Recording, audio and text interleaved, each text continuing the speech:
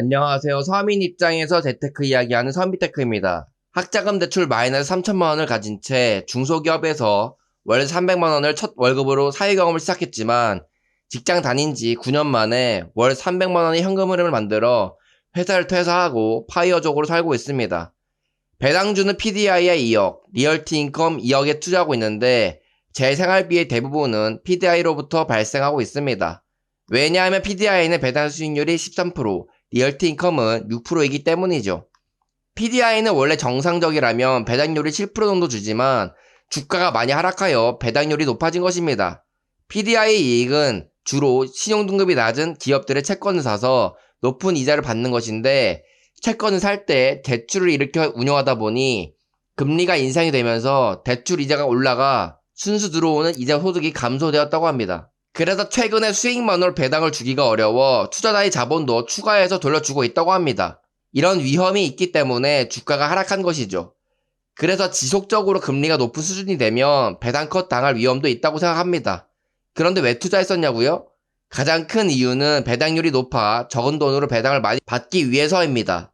그리고 상장된 지 10년간 금융위기와 코로나 위기가 있었는데 배당 컷하지 않고 배당을 잘 주었기 때문에 이번 위기도 잘 극복해 줄 거라고 믿은 것이죠. 그런데 지금까지의 위기들은 일시적이었고 금리도 낮은 상태였기 때문에 극복이 가능한 것이지만 이번에는 금리가 높은 상태이고 그 기간도 길기 때문에 잘 극복해 줄지 모르겠습니다. 그래서 상장 폐지는 안 될 것 같지만 배당 컷이 될까봐 조금 두려운 상태입니다. 그렇게 되면 제 생활금이 부족해지게 되고 다시 일을 빡세게 해야 할 수도 있게 되니까 말이죠. 성장주는 하락할 때 꾸준히 매수해서 수익을 얻을 수 있다는 제 경험이 있기에 주가가 하락해도 전혀 두렵지가 않는데 배당주는 기업이 힘들게 되면 제 생활비와 직격으로 이어지는 배당을 줄여버리기 때문에 무섭긴 합니다. 이미 구 NEP를 높은 배당을 받기 위해 성장주처럼 주가가 많이 하락했을 때 1억 투자했다가 배당 중지를 당한 경험이 있기 때문에 더 무서운 것 같습니다. 배당주는 저도 이번에 자산을 늘리고 현금 흐름을 발생시키기 위해 처음 투자해 본 것이기 때문에 하락할 때 투자하는 게 맞는지는 잘 모르겠습니다. 물론 엄청 우량한 배당주들은 하락할 때 매수하면 배당 컷 위험 적겠지만 배당 수익률이 낮은 게 문제이죠. 그런 안정적인 배당주에 투자하면 되었었겠지만 돈이 그렇게 많이 없었기 때문에 안정성을 약간 포기하고 어느 정도 배당률이 높은 종목에 투자할 수밖에 없는 상황이기도 했었습니다. 이처럼 4억으로 월 현금 흐름을 만들어 파이어족은 달성할 수 있지만 이런 불안감을 가지고 살아갈 수밖에 없습니다. 그래서 여기서 멈추지 말고 좀 더 불려서 안정적으로 돈을 발생시킬 수 있는 배당주나 부동산을 투자해서 추가 현금 흐름을 발생시키려고 해야 합니다. 저 같은 경우에도 돈을 불리기 위해 2억을 성장주에 투자하는 것이죠. 현재는 보유하고 있는 부동산이 전세가 들어가 있는데 이걸 월세화시켜 현금 흐름을 발생시키게 하고 나머지 돈은 다른 배당주에 투자해서 현금 흐름을 안정적으로 늘리려고 하고 있습니다. 불안감이 아예 없는 파이어족이 되기 위해서는 저도 자산을 몇 단계 성장을 해야 하는 것이죠. 다른 종목들은 다 오르는데 PDI만 요즘 급격히 빠지는 걸 알 수가 있습니다. 2023년에 15달러까지 빠진 적이 있긴 한데 요즘 고금리 기간이 생각보다 길어져서 펀드를 잘 운용해 줄 수 있을지 불안하긴 합니다. 그러다 PDI가 배당 중지하거나 상장 폐지되면 어떡하냐고요? PDI를 운영하는 회사 핌코는 세계적으로 유명한 회사라 상폐되지는 않을 것 같긴 한데 만약 그렇게 된다면 다시 열심히 일을 해야 함과 동시에 배당주에 투자하는 투자 원칙은 다시 세워야 할 것 같습니다.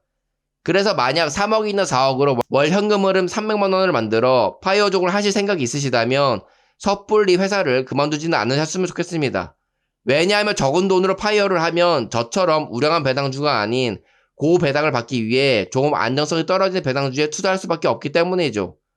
저처럼 회사가 너무 힘들어 그만두고 싶으시다면 성장주로 돈을 불릴 수 있는 1억 정도 남겨두고 4억 정도 있는 상태에서 파이어 하시는 건 나쁘지 않아 보입니다. 돈만 봤을 땐 가장 좋은 건 안정적인 배당주에 투자할 수 있을 때까지 회사를 다니면서 목돈 모두를 성장주에 투자해서 확실하게 돈을 많이 번 다음 파이어 하는 것입니다. 근데 회사를 다니는 게 나쁘지 않은 사람이 있고 회사가 너무 힘든 사람이 있기 때문에 돈을 선택할 거냐 아니면 돈보다 스트레스 없는 삶을 선택할 거냐는 선택의 영역이긴 합니다. 돈과 시간이란 두 마리 토끼를 모두 얻을 수는 없습니다. 그래서 우리는 현재 처한 상황에 맞춰 적절한 선택을 하는 게 중요한 것이죠.